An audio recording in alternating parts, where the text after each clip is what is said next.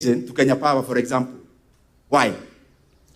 So, Chairman, whatever savings we make, it should go to the Kenyan people. But the way to cure that, let them commit.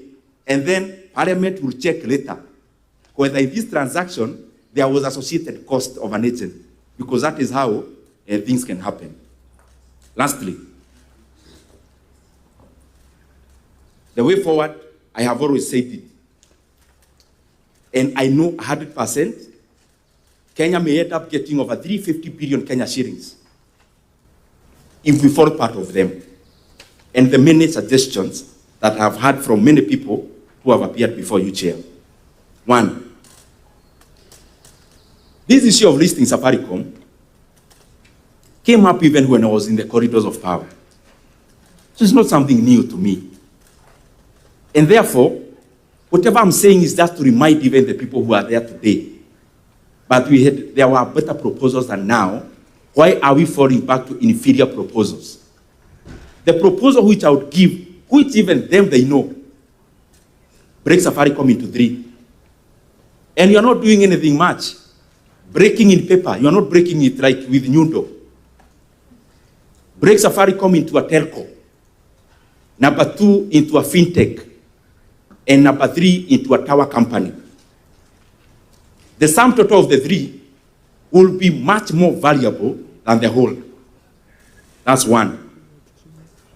The second option, that is one option. The second option, if we really need money so fast and you don't have time to break down, it is very simple. It will take us very little time to list Safaricom PLC in the London Stock Exchange. The London Stock Exchange now, they are actually begging people to list in London because the global market have tilted towards America. So the LSE is now dry in terms of listing. If you show a signal you want to list, they can even send their finance minister here in Kenya tomorrow to list in the LSE. Once we list in the LSE, we expose Safaricom into the global markets. So people who don't know Safaricom, they only know M-Pesa, they'll get to know there is this profound company called Safaricom. It is actually the owner of M-Pesa, because M-Pesa is actually more known globally than Safaricom. What does that do? It creates interest.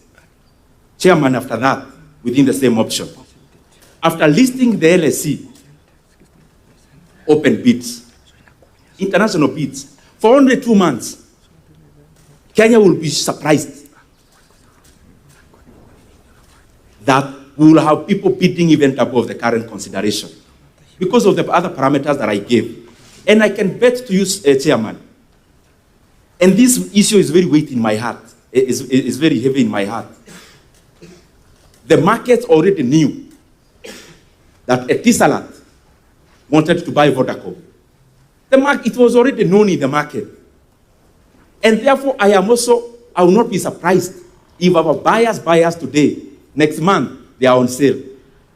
Why can't Kenya be patient for 2 months? We go directly to the main buyer and we get the right valuation. When we open an international bid, I can guarantee you we'll have the same buyers bidding at a higher price. We'll have Orit bidding at a higher price. You'll have them, Etisalat themselves bidding.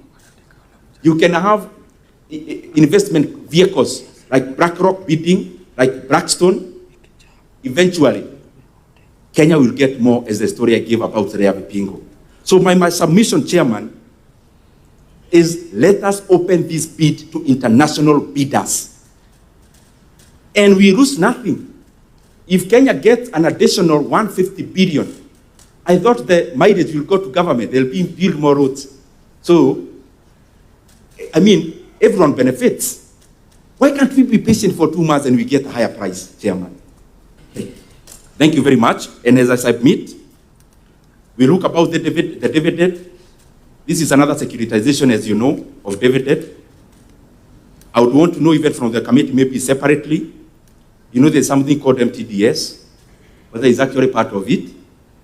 We are now securitizing dividend. This dividend was part of our Appropriations Act, the current one. Because part of our revenues, the dividend is part of it. So we have securitized. I may ask many questions even about the current IPO that is ongoing. The proceeds were part of the Appropriations Act.